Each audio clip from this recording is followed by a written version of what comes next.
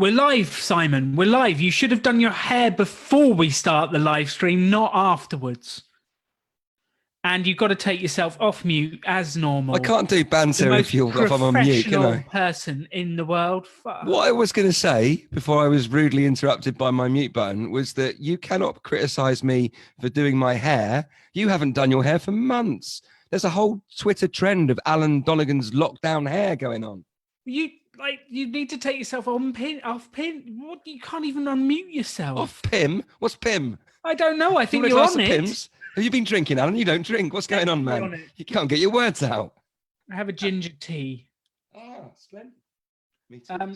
Yeah, I don't think people are tuning in to just see us abuse each other, even though you need it desperately. That's what we need to do. It's great You know, to see you, I Alan. chose this man as my business partner. Out of all of the people out there in the world, all of the humans, some of them very capable, I chose him. Some of them. That's because, Alan, for two reasons.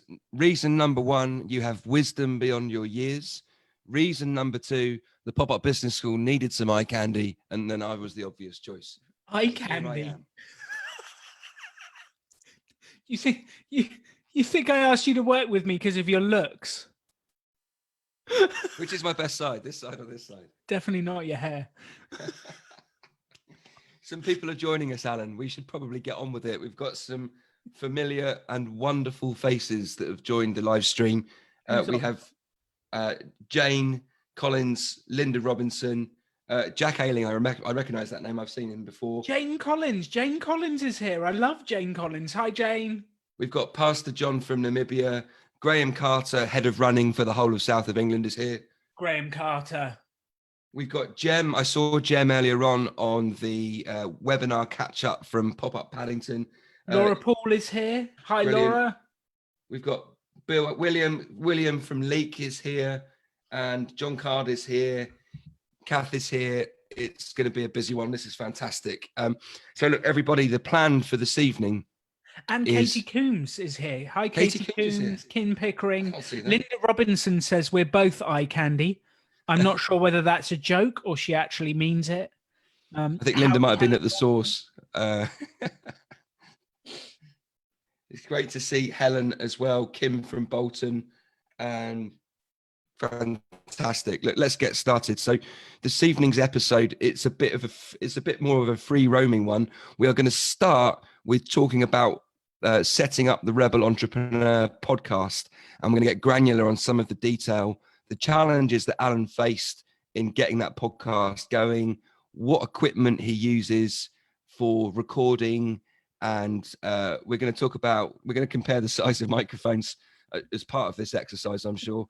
The second thing we're going to do is dive into some of the episodes, and we're going to ask Alan to give us a sneak preview of some of the best bits of the podcast, because some of the guests that you've had on, I'm not just saying this because I'm one of them, some of the other guests that you've had on are absolutely phenomenal, some real big hitters, some very successful entrepreneurs. And I want to mine your brain, Alan, for the benefit of our friends watching tonight's live stream for some of the key bits that you've discovered from those podcasts.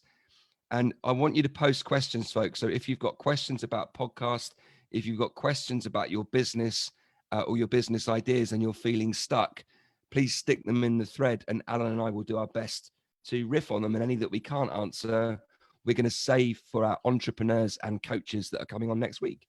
And more about that a little bit later. So Alan, question number one. How are you today? I've had a good day. The sun has been shining in Berkshire. I've eaten healthily. I've spoken to a fitness coach, two of them, G and Rachel, that we're going to be working with to look after our health. Because I think it's important to have someone who can show you how to do things better than you know.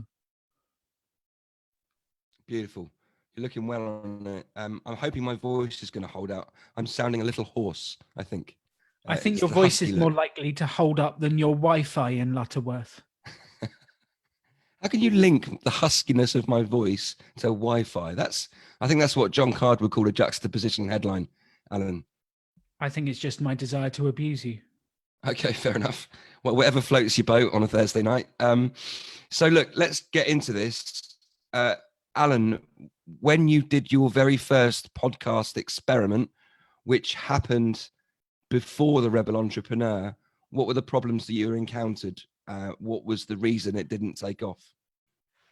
Well, the main reason it didn't take off because I didn't put it out there and promote it. I think we had a go at doing it. We recorded segments and we were trying to do this incredible version where we interviewed people live at an event.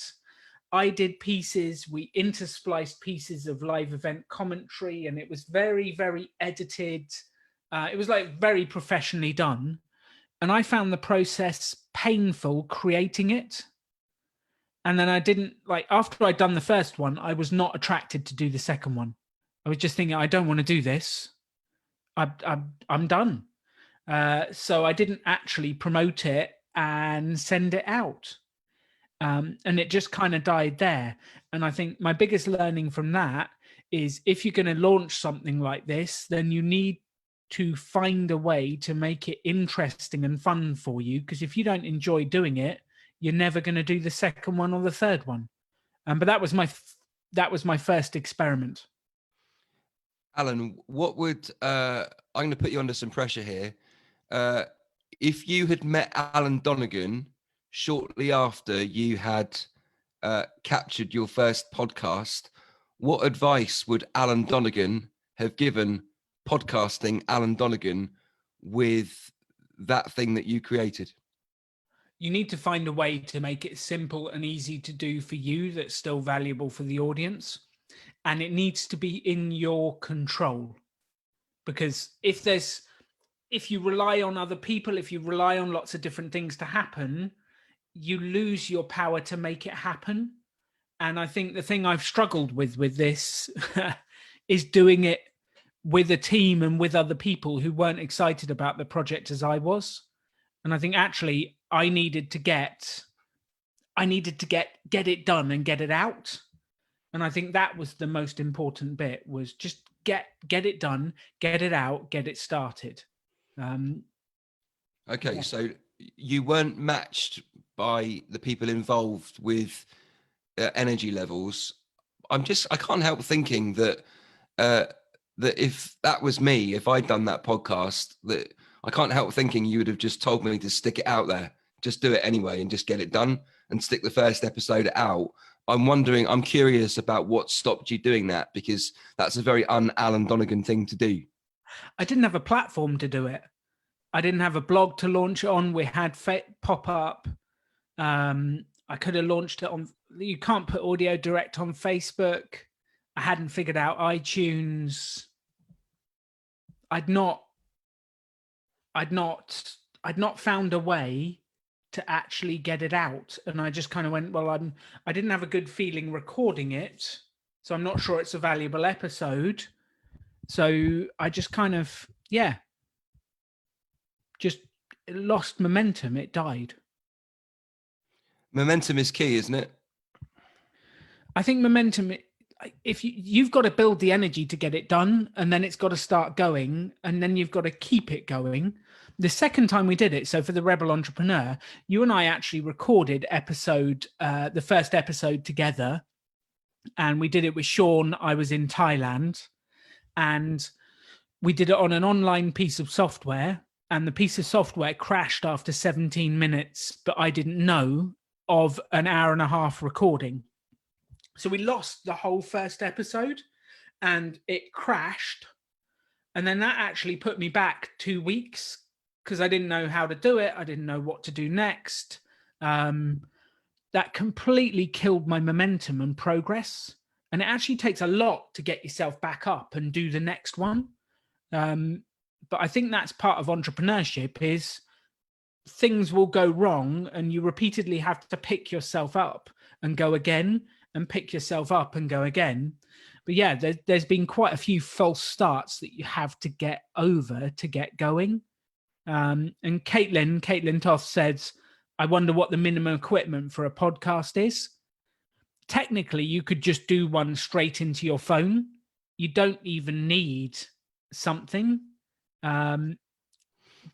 if you want to get good sound, then having a microphone is useful. This one's called an ATR 2100. It's the one Brad and Jonathan use on Choose FI. Simon, you've got a different one because this one was not as available in England. I got that one online for you. Yeah, this one is called a Q2U, and it's got a USB thing, so it plugs directly into the laptop, which I think yours does as well, doesn't it? Yes, it'll plug directly into the laptop, so you can record straight to the laptop, and you could live stream over someone if you've got a virtual guest and record it. Then you need a piece of editing software. There is a free one called Audacity, which is like you can work it out. A couple of YouTube videos, you can work out how to do it. But you could just get going with a microphone and Audacity free on your laptop and start creating something. Okay, so I'm curious to know, what was the software you were using when we lost that episode? And by the way, that would have been such a really good episode because we were crackling with energy. It was a real shame. It was. What was the software you were using, and what one are you using now? How does it work? It was called Squadcast.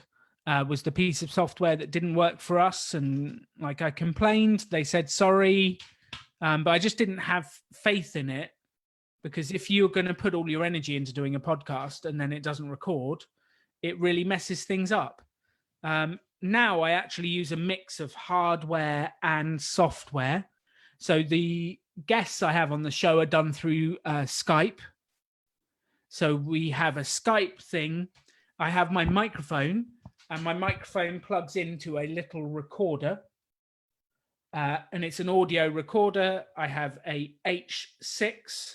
Zoom H6, and it has two inputs, one for my microphone and one for the laptop.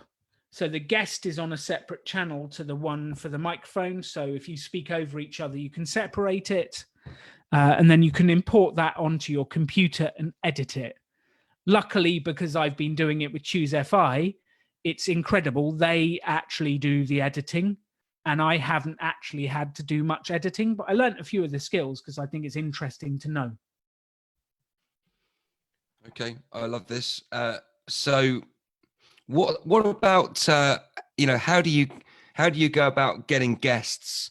How do you go about writing the schedule? Because the speed at which we went from an empty page to a list of 24, 25 episodes and what they were called was really quick. What was that process like for you? How did you decide what and who to get on the podcast? So my primary focus with this is, what does the audience need? So I'm doing it to help people build businesses and launch businesses. So my thoughts are, what do you need to get going? So I was like, well, the first thing is 5 ways to start a business for free. And then I want to see an example of someone who's done it. So we've got 5 ways to start for free. Then we've got Katie and Andrew from Time Trap Escape Rooms, and I interviewed them about how they built that escape room without debt. And I thought those were a great place to start. Then we got another startup story. Then I've got, well, okay, you need to come up with an idea. How do you evaluate the idea? And I'm running through my head the steps we went through and everyone goes through to launch a business, putting them down on paper, and then thinking who's great examples for this. And I think I'm quite fortunate in this space because I've spent the last 10 years building up a network of people, and this is what I do for a living. This is what I teach.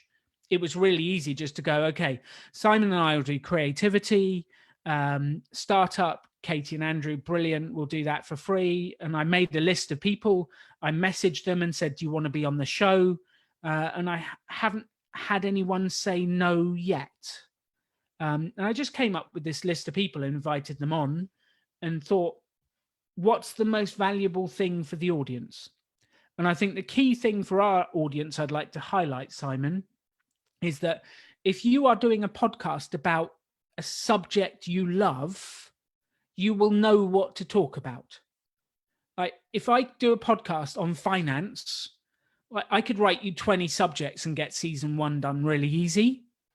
If you ask me to do a podcast on cats and dogs and pets, like I'm allergic to cats and dogs and I know nothing. and I would really struggle. And I think if you do something you love, it makes it so much easier. Lovely. Alan, is this something that you've ever suffered with? Because I was one of the webinars that I ran today.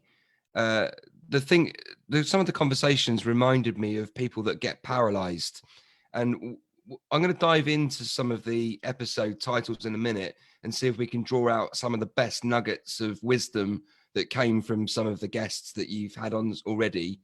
But just before we go there, have you ever experienced the paralysis with a business idea or a business project? And if so, how did you get over it? You know, that thing where you go, I've got this really cool idea, and you just get it so far, and then you just kind of freeze, and then you lose momentum, and maybe it's fear, maybe it's energy levels drop. Can you talk to that for a second? Yeah, absolutely. And I laughed during the question because you asked if I've ever felt it. And I thought the thought in my head was, when have I not felt it? Every single project has had that feeling at some point. I don't care what project it is. I guess the question is, how long does it paralyze you for, and how bad is it? I had it several times with the Rebel Entrepreneur, and I think it was for a variety of reasons. When I first came in and pitched it at PopUp and said, let's do this podcast, I think you said, well, we're thinking of doing one as well. And I was a bit crestfallen, like, oh, okay, well, you do yours and I'll do mine then, whatever. And I was kind of stopped for a while. And then we came back and we chatted more. And then I pitched it to some of Henry and Jack, and they were busy doing other things. They were focused on live events, and I got no energy back. And I'm like, oh, got no energy there. And you put energy out there and it doesn't always come back, and sometimes it does. And then you just have to find a way to go, if this is really what I want to do, then I just need to get going, and I need to start somehow. And I think the magic I've discovered is, how can I get version 1 done as quick as possible? I don't care if it's not perfect, it needs to be done. So I was like, we're going to record episode 1. And I sent a message to you and Sean and said, I've got the software, we're doing it on this date. And I think the magic is setting a date. So I know I'm going to do it on this date. I've got the people booked. Everything has to be done by this date, or that's it. And once you get that date in the diary, it's amazing how you have to commit and get going. Amazing. So I would commit and make a date, make a plan, and get going. Even then, you might feel it afterwards with the editing, and you've got to get yourself up for it. The biggest trick for starting, and my wife actually uses my own teachings against me, Katie, which is amazing. The other day I was like, oh, I've got no energy to organize the podcast files. They're all like, I record them on a little SD card, and then they all just sit there. And I'm like, I've got no energy. I'm not excited. And she just said, could you do 15 minutes, Alan? I was like, oh, all right, I'll do 15 minutes. So I went outside, started doing it. 2 hours later, I'd organized and done everything and hadn't moved. But it's that I can commit to 15 minutes, but if I'm trying to get it all done, I won't start. But if I actually get myself to start by giving my position, I'll do 15 minutes. And then if it doesn't work, I'll quit and I'll come back the next day. That's okay. So give yourself permission to finish. If 15 minutes doesn't work, do it and then move on. Beautiful. And I guess, like, I was interested as you were talking then about, you were taking the idea and bouncing it off of different members of the team. And some of that inertia in the early days was because everyone's busy and you're not getting energy back. What about those folk that are watching that are thinking, look, I've got a project that I want to start, but I don't have a team to bounce it off of? You know, how would you recommend that they get started and, and just get over that hump of actually getting something done? If you don't have a team to bounce it off, in a way, it's actually easier because you just have to do it. There's nothing else. So if we were to take podcasts, If we were to pick someone who is watching, Julian G is a friend of mine. He's watching, he does cycling. Julian, hi, I'm going to use you as an example. If that's okay, please From abuse the me. Romsey Mafia. We love Julian. Let's say he was going to launch a cycling podcast and he didn't have a team and he just want to do it. He's very into cycling. I'd say, well, all you need to do is on Amazon, order yourself a microphone, get the microphone and start recording. So you go, okay, episode 1, I'm going to interview some of the cyclists in the club.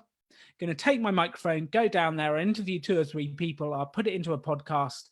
I'll put it online. That's it, done and promoted. And I think it's actually easier without a team when you first start, because you're like, well, it's up to you. There's no one else you can have an excuse that it's not going to work. It's only down to you. That's it. So I think if you've got to decide, are you really willing to do it? And are you willing to pay the price to do it? Because there is a price to anything you want to achieve. It's not normally financial. It's normally energy, time, effort, ego. But you have to be willing to pay the price. And if you go, I really want this, and I'm willing to pay the price, then you just make it happen. I think where it stalls is you go, I really want this, but it seems like a lot of hard work and I'm not really willing to pay that price. And I'm just going to go and sit on the couch and pretend I'll do it. Yeah, and just to build on that, something that came up today that's been in my mind is linked to what you were saying about having that urgency to get stuff done, which is something that we often talk about at PopUp. I think what went through my mind earlier was how the way that I operate is that I get very excited for a new idea, and it burns really bright, and there's nothing more important than getting that idea done right now. But then in 2 or 3 days' time, the energy is burnt out like phosphorus, and what looked like it was going to be a really cool thing, I haven't quite pushed it over the line. And we were talking today about not allowing your motivation to dictate your progress, because some days you wake up and you feel like it, and other days you just feel like you want to hide under the duvet, or you're a bit under the weather, or life takes over and you've got other stuff to do. And I love Katie's advice about just biting off a little bit, just taking 15 minutes, and all of us can commit 15 minutes a day to keep the thing moving forward, right? You can find that time to do it. I think there is a place for energy comes and energy goes and going with it. But I think there's a danger that, so if you're not feeling it, have a break, take a rest, and then come back and have another go. That's perfectly fine. And I think that's actually reasonable, having a break. Sometimes tiredness is there for a reason, take a break. But if you're someone who's not done anything for 6 days and you're going, I'm just not feeling it this week, that's an excuse. That's something else. And I think you get motivation from doing stuff. I couldn't motivate myself to start organizing the podcast material, but once I'd started, I got motivated and I finished it. So you've got to start. And if you're constantly every day going, I'm just not into it, then I'm doubting you're into it at all. But if you can get yourself up for it and start, and you do a bit a day and you feel the energy, it's amazing how much that energy compounds and grows and fires, and then you keep going. But if you've worked for 3 hours and you're like, I can't feel it anymore, have a break. If you've done nothing all day, get on with it. Alan, I feel like we should tackle the subject of procrastination, but I've decided to do that in a couple of weeks' time instead. Yeah. One of the things that's gone through my mind is just going back to the list of podcasts. One of the things that prevents people from getting stuff done, putting stuff out there, taking action, and picking up the phone, sending emails, and so on, is fear. And that was the first episode of the Rebel Entrepreneur podcast that came out on Monday. And it was Jonathan, the co-founder of Choose FI. What tips did you pick up from Jonathan? Because this guy has created a phenomenal business. One of the, well, I think is it the number one financial independence podcast in the world? They get 1 to 2 million downloads every month. And we met Brad, who's his business partner, on Tuesday. What did Jonathan, because Jonathan strikes me as someone who's perhaps not scared of anything. What did you learn from him about fear? I think the thing I learned from him is he's actually quite risk averse. So before launching this, he was a pharmacist, and they're very risk averse people because they don't want to kill anyone. And he actually did this in his spare time. So he didn't take the risk of diving off. He didn't take the risk of leaving his job. He built it alongside and launched this podcast with Brad. I think his genius partner his genius moment was the partner he did it with, because they perfectly complemented each other. But they built it on the side and they did it without risk because they don't put any money in. And I think if you can find a way to not risk what you've got, but do an experiment on the side, that takes away a lot of the fear. And I think the language of calling it an experiment, I'm going to launch a podcast and I'm going to do 15 episodes. That's my experiment. If it works, great. If it doesn't, what have I lost? A bit of time and I've had fun. And I think that can take a lot of the fear away from it with the language of experiment and reducing risk. I'm wondering if we can get Sean Jenkins on one of these live streams. And Sean recorded a couple of episodes with you. Episode 4 is Startup Stories. Now, we met Sean in Charleston. Sean sponsored a pop-up business school, and it's really interesting thinking about the word startup stories and Sean Jenkins in the same sentence, because when I think about Sean Jenkins, I don't think of startup. Just give us a few seconds about what you learned about what Sean's achieved, and in particular, what jumped out of that particular episode, because I think that would be the one that I'm most excited to listen to. I haven't listened to that one yet. You have to listen to that one. It's phenomenal. So to set the scene, Sean built a business in America. It's a software business that does benefits for employees. He built it. David Young says he loved the episode with Sean. It is a brilliant one, David. He built that business to 2,500 staff and took it public. And he built it from nothing. He came up with the idea, and the stuff I learned about how he decided to launch a software company. He needed 2 main skills. He needed A, to understand software development, and B, to understand sales. And between when he had the idea and he launched the business, it was 5 years. And in those 5 years, he took jobs in software and in sales to learn the skills he needed to launch his business. Wow. And he focused on, what are the skills I need? I'll get good at it. And he hated sales. And I think the bit that really struck me, and I had exactly the same experience. Funny enough, we took the same sales job. He sold photocopiers. I sold photocopiers. And he had social anxiety and didn't want to go into the room to do the sales meetings.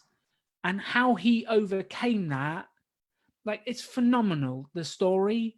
And I think that just gave me hope that this guy, he's just a lovely person who had social anxiety and problems and all sorts, but he just was like, I'm going to overcome them. I'm going to focus on it. I'm going to work on it. And he went out and learned the skills he needed and then launched a business. And I think the biggest takeaway I took was consciously deciding what skills you need to make your business successful, and then doing whatever it takes to acquire them. Very nice, very nice. We're going to get Jack on in a moment. We've had a few questions. So folks, if you've got any questions that you'd like to ask about how you make progress with your business ideas, whether it's about podcasting or whether it's something else entirely, if you've got questions about how to sell, how to market your ideas and so on, then please stick the question in the stream now. Jack will come on very shortly and ask a few of the questions that have been posted already. Just before we do that, Alan, I've got a couple more thoughts from the list of episodes here. Just before I ask them, how many weeks roughly did you take to record all of these episodes here? Because I think, what have we got up to? Is it episode 25? Season 1 has 25 episodes. Right. The majority of the recording was done in the space of about 2 weeks, maybe 3. Unbelievable. But then I was quite keen. I got into my scheduling mode and I was like, I'll do episode 1 at 10, episode 2 at 12, episode 3 at 4. I scheduled them all in with guests. And once it's scheduled in, like, you have to do it. You have to do it. That's it. So what are the other episodes that have jumped out at you? The ones that are jumping out at me are things like Mike Essex, Mr. Money Mustache. Now that's not his real name, folks. Those are a couple of the episodes that jumped out at me. Were they the same for you, or were there others that you think, actually, no, this was the one that fired me up, that gave me some new information and some new wisdom? I really enjoyed the one. Mike Essex wrote a book called How to Get Free Stuff Every Day. And it was a really interesting book, How to Get Free Stuff. But I learned so much from him about how to get free things, how to offer it, how to pitch, what value you're returning. I enjoyed that. The sales one with James, and we had Patrick Venn, who's the ex-sponsorship manager for Manchester United. So he's responsible for multi-million pound sales. That was really interesting, talking through the sales process and how you do it and how you focus on it. And I think every episode had a different learning and a different bit. Mr. Money Mustache was excellent. Some of his comments are so cutting. I told him about my dad's car choice, and his reply was, "That's financial suicide, isn't it, Alan?"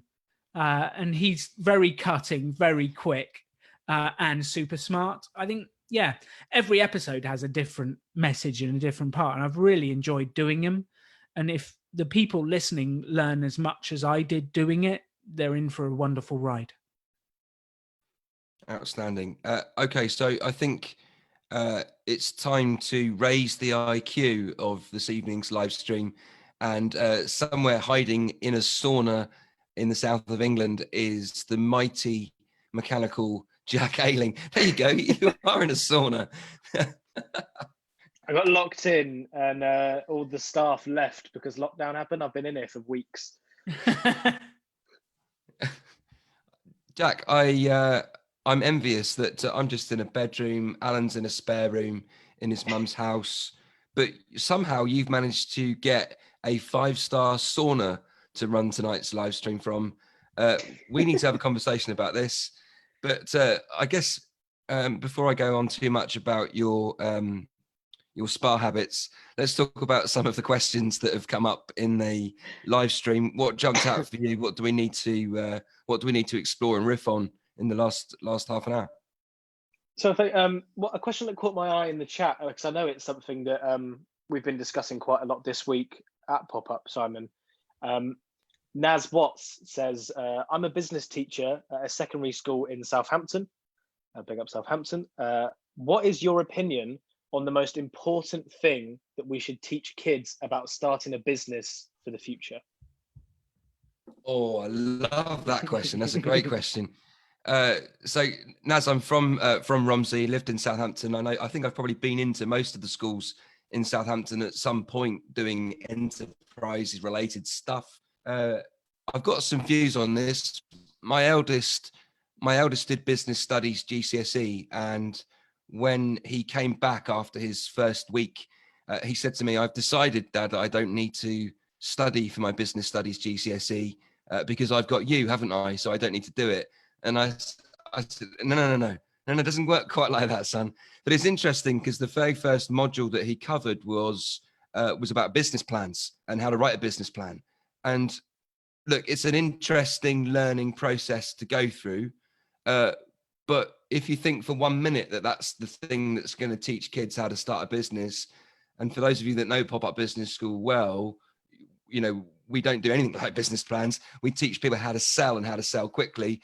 In fact, we still don't have a business plan, and we've been running PopUp for 8 years. 8 years. And we thought it might be useful to have one at some point, but actually we've just done it on the numbers and gut feel, and we make decisions based on the direction of travel and focus on selling.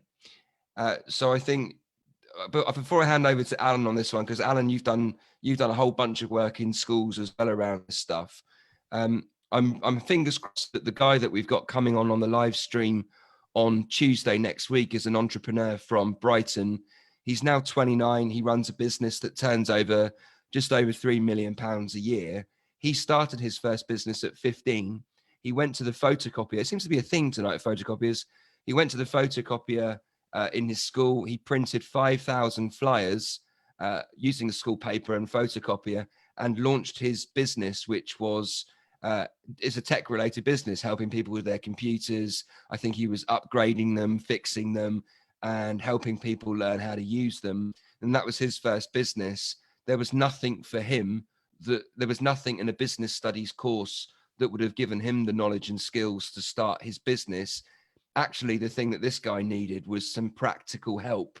And I think, creating an environment where kids can experiment with business ideas for real is the best gift that we can give teenagers. And, my lad's making money by flipping clothing and trainers and so on, but he's experimenting.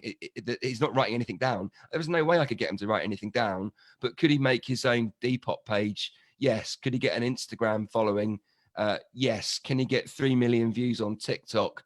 Yes. And that's all of the stuff. And giving kids the freedom to be able to experiment, I think, is the most exciting thing that we can do to help kids be entrepreneurial. But what do you reckon, Alan? Because you've been through this on both sides. I've done a lot on both sides. I just add one thing very briefly, which is we need to teach kids it's okay to fail. Because I think the school system teaches there is a right or wrong answer. But in business, that's just not the case, because there's so many different ways to do it. And what I would love business studies to teach is you just need to have a go, fail, and then learn from it and have another go. Failure is seen as such a bad thing. And if we were to teach kids from an early age that it's okay to fail, and then we'll work out what's next and we'll do it together. And as long as you respond well to failure, it's a learning and it's valuable, that's okay. I think we would be doing kids the world of power, because they would be free to try stuff and get on. So I think teaching it's okay to fail is one of the top ways to start. I love that. And I think, I spent 9 months. I managed, actually, it wasn't quite 9 months. Graham Carter will know this very well. It was more like 8.2 months I lasted in education.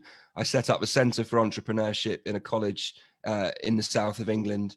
And I discovered very quickly that the academic world and the business world doesn't really mix too well together, because of the need to draw down funding to deliver an educational qualification.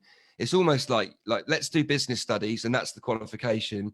Right, now let's talk about the real world then, everybody. So let's do a separate session. Instead of calling it business studies, we'll call it business doies, and get a bunch of kids together that are interested in experimenting with making money. And like you say, Alan, let them experiment and let them test and let them get it wrong, because that's where they're going to learn. And that's exactly what this guy is going to talk about next Tuesday, if we can get him, which will be fantastic if we do. Jack, what else, before I get on my soapbox, and I could go for about 3 hours on that subject without a breath, what other stuff caught your eye? Just looking here, we've got some podcast questions coming in. Alan, Teresa asks, was it difficult to tie down and get higher profile guests interested? What's in it for them? So you always need to focus. Mainly, I leveraged my network. So these were mostly people that I had met or knew from different conferences. If they weren't, I would send out an email saying, I'm launching this podcast. This is what it is. Here's what I want to do. And I would always focus on what value I'm giving to them. So is it going to be fun? Is it going to put them in front of a new audience? Will I add value to their world? And I would focus on that. I have yet to go for the really big guests, like, I don't know, a Lord Sugar or a Richard Branson. although I'm tempted because in lockdown, everyone's at home. So if there is not a better time to get guests, it is now. What else you got, Jack? I love that. I saw a video online the other day of these two guys who make online videos, and they had a competition to see who could manage their was it the 6 steps of Kevin Bacon or something like that, and they wanted to see between them who could get the most famous person on a Zoom call, because everyone's sitting around doing nothing, and one of them got Dame Judi Dench, I think, was the winner. No way. Because through online they found her grandson who makes online videos, and they were like, could you get your nan to come on? And they got her to come on and give some of her wisdom, which I thought was fantastic. So yeah, you could get anyone as a guest if you try hard enough. Alan, we got another question about podcasts. How long do they need to be effective? So I think the answer to this is how much stuff have you got to talk about? Because I've seen podcasts that hardcore history is 2 to 3 to 4 hours. Tim Ferriss is sometimes an hour and a half, 2 hours. And then I've seen other podcasts that are 10 minutes, 12 minutes, and they deliver one message, and it's great. I think it needs to be as long as it needs to be to deliver your message. If you're waffling just to hit 40 minutes, that's pointless. And I don't think you need to be the same every time, because sometimes I look down the list when I'm on a short journey and I just need a 20-minute podcast. And at other times I'm like, I want a long one. I need something to soak into. So I don't think you should be restricted for a length. I think you should look at how long have I got content for? And if it feels like a good podcast, let it roll. If it doesn't, end it quickly and go shorter. There is no rule.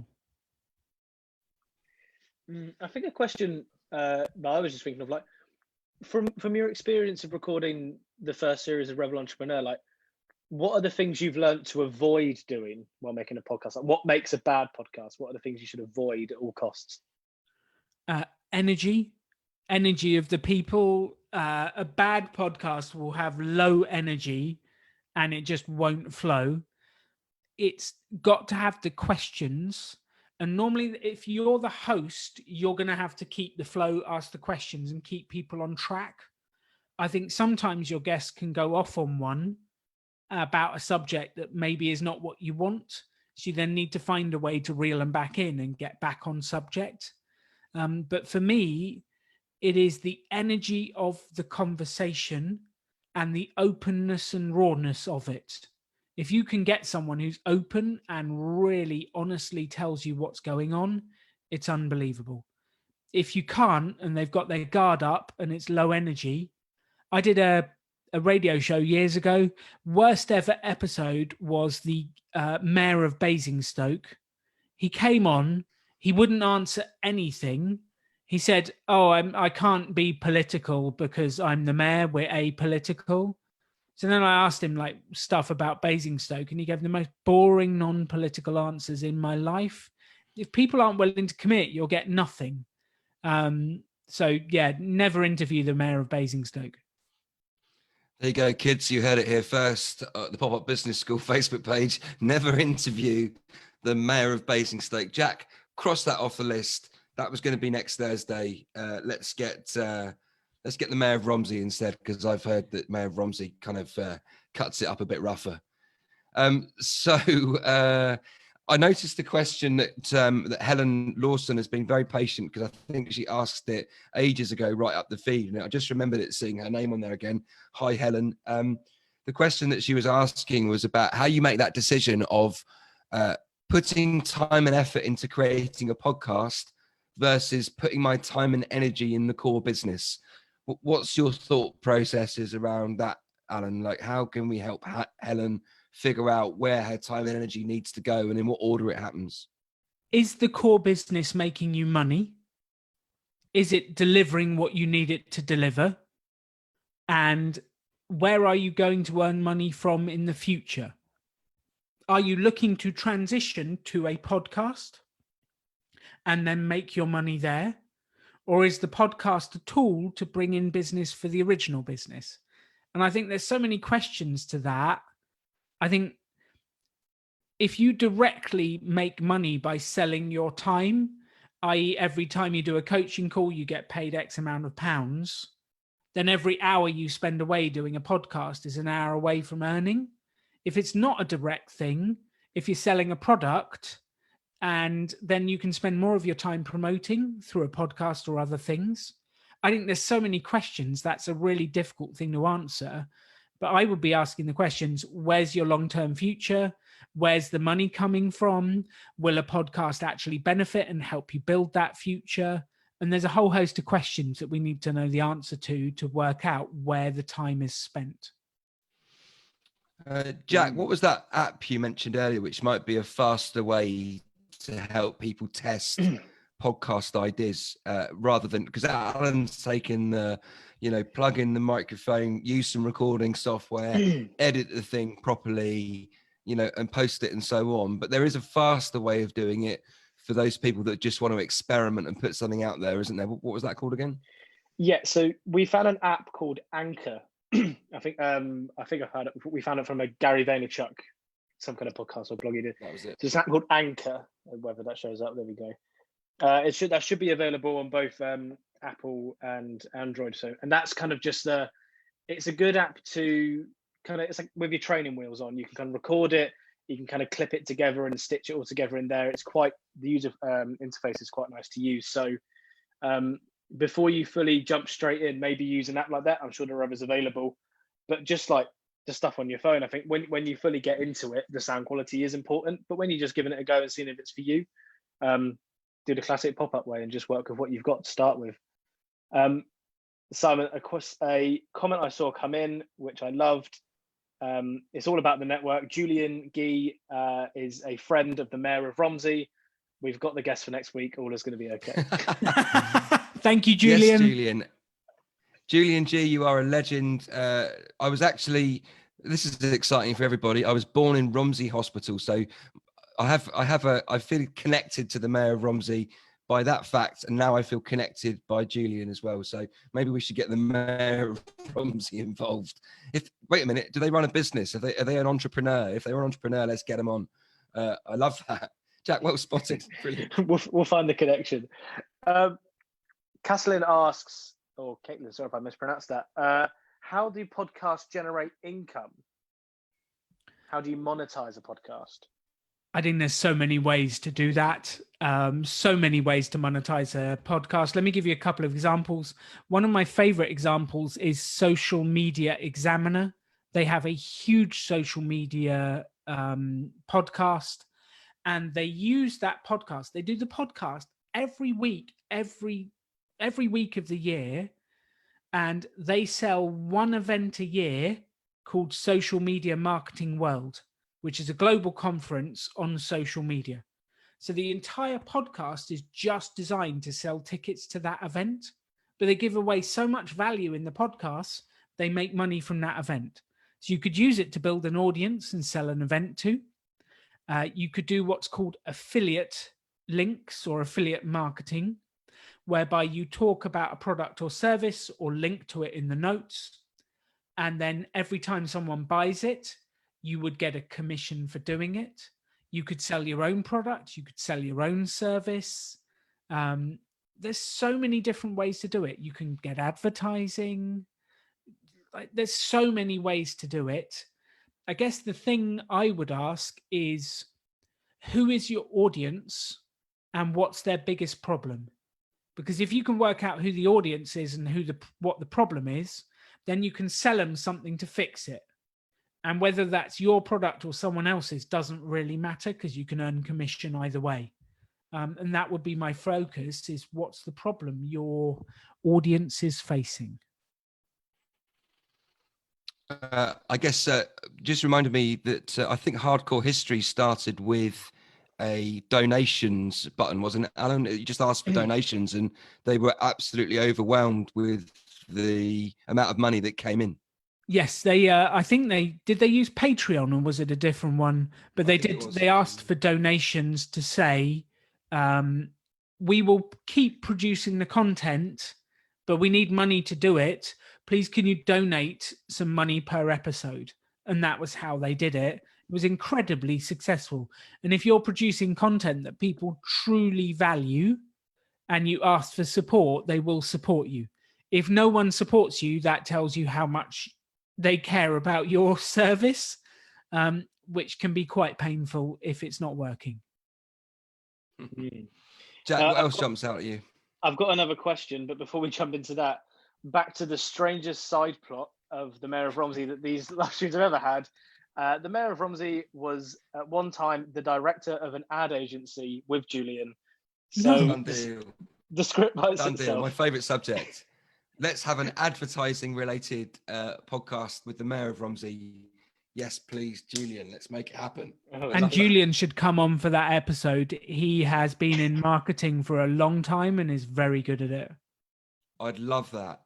Yes, this Julian. Is gonna happen, and of course, it? You've been marketing for Julian. You've been involved with an agency in the South very recently that's doing marketing for small businesses. So we'd love that. Yes, let's get Julian on with the Mayor of Romsey. Brilliant idea. Definitely do it. Oh my goodness. Oh my.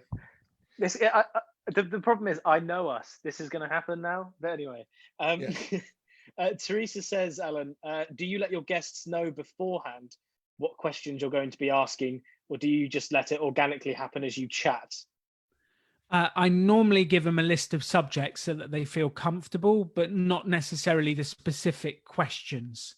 And I think for me, it is like, I'd love to, if I was saying to you, Jack, I'd love you to be on the podcast. Broadly speaking, I want to talk about YouTube, building a channel, how to promote it. And I'd give a list of subjects. That's enough to make your guest feel comfortable about what is going on and what they're getting themselves into. And then when they arrive, you ask the questions, you dive in. It feels more fresh if you don't give away all of your questions to start with. I think just before we wrap up, to know we're approaching the 10 o'clock mark, I think as a two-parter, what have people got to look forward to for the series? Because I know we've got a new episode coming out every Monday for the rest of time. But also, what was your favourite episode, Alan? What was the one that stuck with you the most? I love the Sean Jenkins episode 4. I love. Remember the ones before you answer, Alan. Remember the ones that I was in. Yeah, let's not jump in. Let's not jump in too quickly with an answer. Let's think about this carefully. Yes, the Simon episodes were quite average.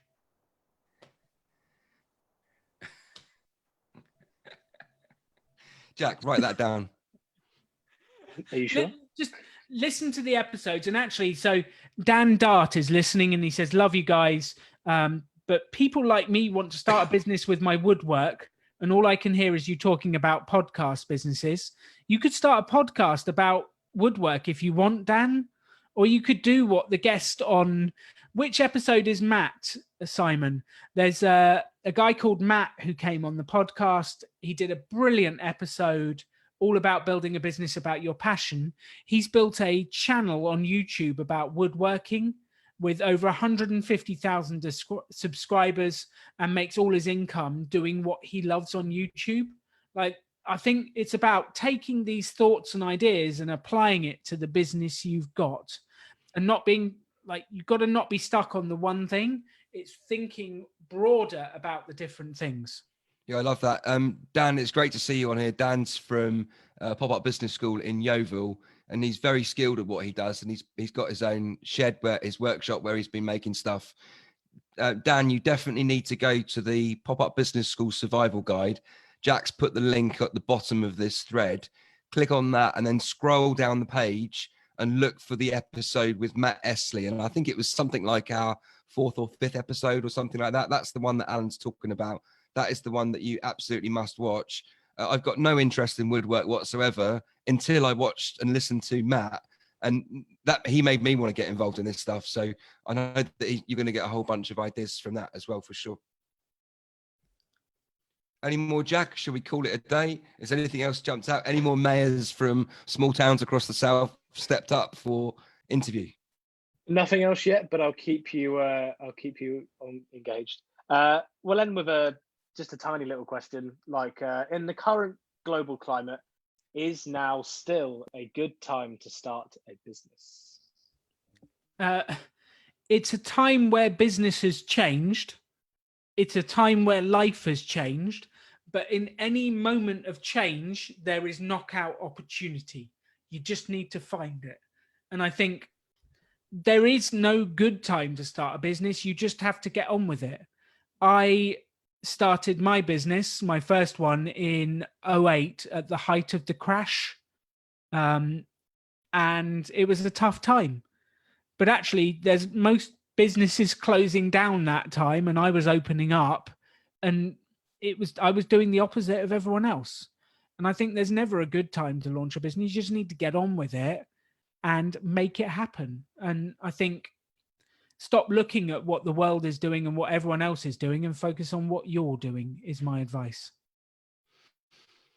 I love that. And I think we will never get another opportunity like this to have so many distractions of busy day-to-day lives that have been forcibly removed.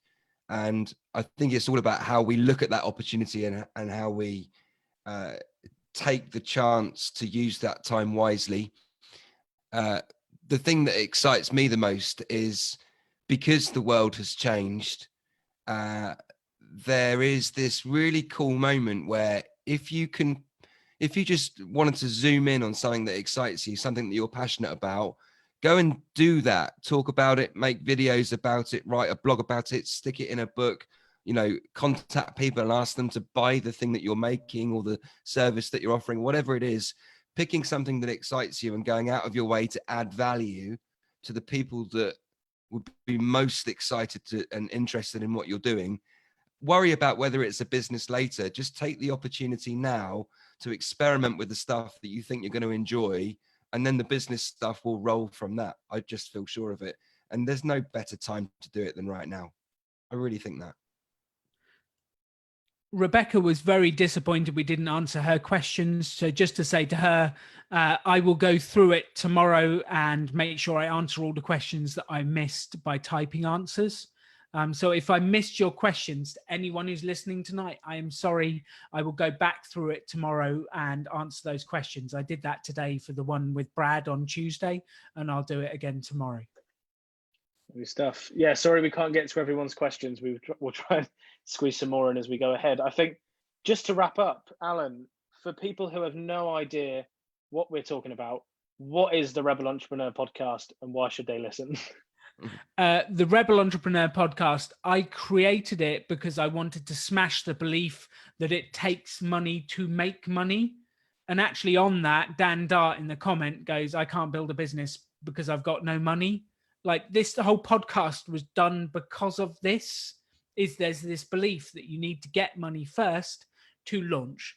That's what I work, and I spend those episodes trying to destroy that belief and show you ways to build business with no money. That's the whole purpose. It's completely free. You can download it and just go to choosefi.com/rebel. You put the link in the notes. Thank you, Jack. And just start listening. The whole purpose of the podcast is to help you build businesses and make money doing what you love. That's it. That's what I want to do. That sounds brilliant, Alan. I might listen to that.